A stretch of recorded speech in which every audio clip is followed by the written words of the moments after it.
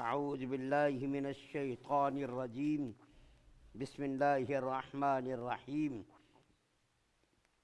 فلولا كان من القرون من قبلكم أولو بقية ينهون عن الفساد في الأرض إلا قليلا ممن أنجينا منهم واتبع الذين ظلموا ما أترفوا فيه وكانوا مجرمين۔ تم سے پہلے جو امتیں گزری ہیں بھلا ان میں ایسے لوگ کیوں نہ ہوئے جن کے پاس اتنی بچی کھچی سمجھ تو ہوتی کہ وہ لوگوں کو زمین میں فساد مچانے سے روکتے۔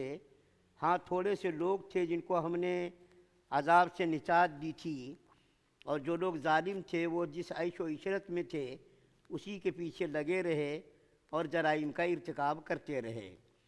سورہ ہود کی 116 نمبر کی آیت آپ کے سامنے پڑھی گئی ہے۔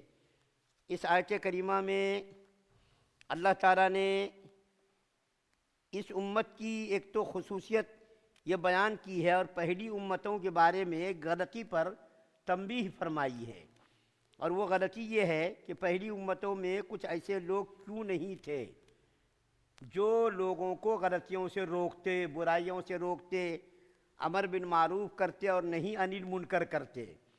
پہلے لوگوں میں ایسے لوگ کیوں نہیں تھے جو فساد پھیلانے والے کو فساد پھیلانے سے روکتے، برائی کرنے والوں کو برائی سے روکتے؟ تو پہلے لوگوں میں ایسے لوگ کیوں نہیں تھے؟ ایسے لوگ ہونے چاہیے تھے۔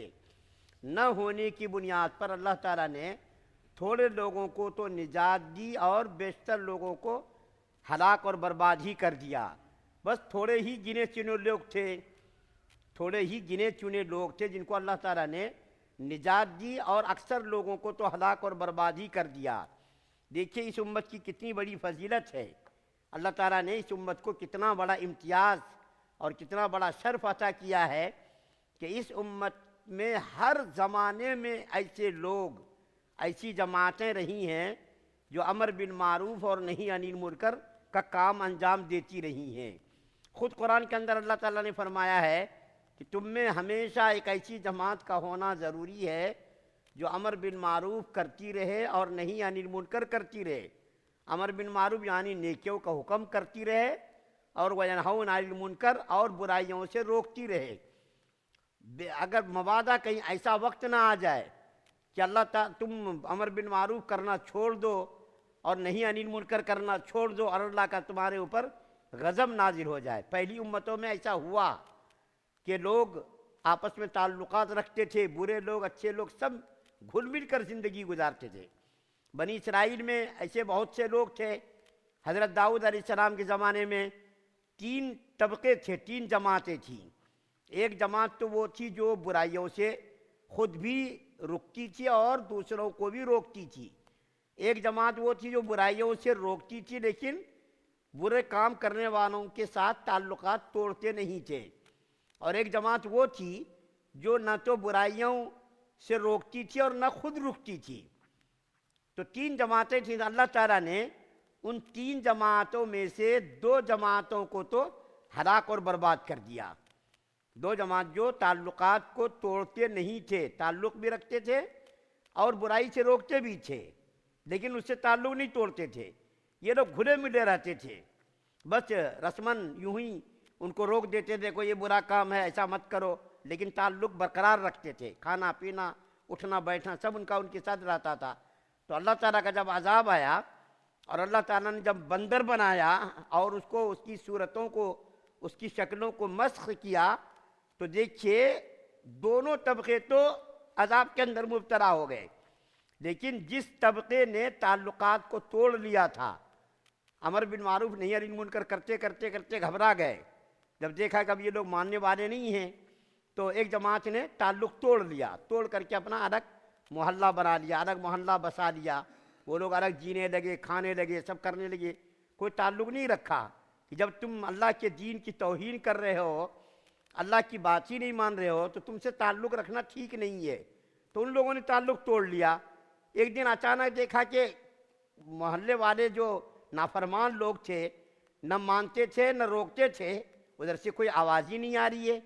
ان لوگوں نے دیوار پر چڑھ کر کے جھانکا، دیکھا کہ یہ لوگ کہاں ہیں، کیوں نہیں آج نکلے باہر۔ ضروریات کے لیے یہ لوگ باہر جاتے تھے، کیوں نہیں نکلے؟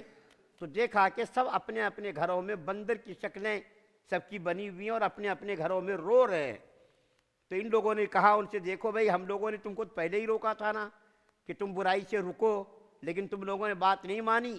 ہم نے دیکھو تم سے رابطہ ختم کر دیا، تعلق توڑ دیا، تو اللہ تعالیٰ نے ہم کو تو بچا لیا، تم کو جو ہے ہلاک اور برباد کر دیا، شکلیں تمہاری مسخ کر دیں۔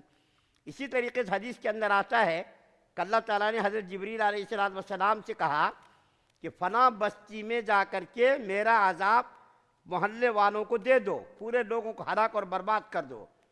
تو حضرت جبریل علیہ السلام نے کہا، یا اللہ، اس محلے میں ان لوگوں میں اللہ تیرا نیک بندہ بھی تو ہے، تیری فرما برداری کرنے والا بھی تو ہے۔